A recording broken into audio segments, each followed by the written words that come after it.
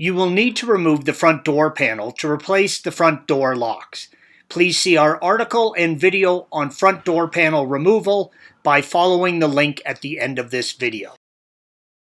With the door panel and membrane off the door, you can see the door lock, green arrow, pull, yellow arrow, and release cable, blue arrow, and the wiring, red arrow. Begin by unplugging the lock wiring connection, red arrow, from the panel on the door.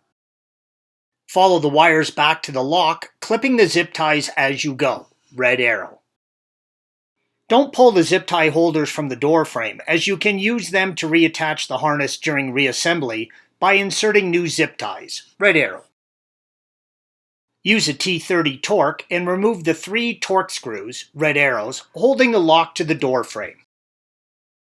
You will need to get the side of the window regulator closest to the lock out of the way to get the lock out of the door. Move the window all the way to the top. Drill out the 3 rivets, red arrows, holding the rail to the door frame, and lift the rail out of its support hole, yellow arrow. Note the bottom 2 rivets have already been drilled out and replaced by nuts and bolts by a previous owner.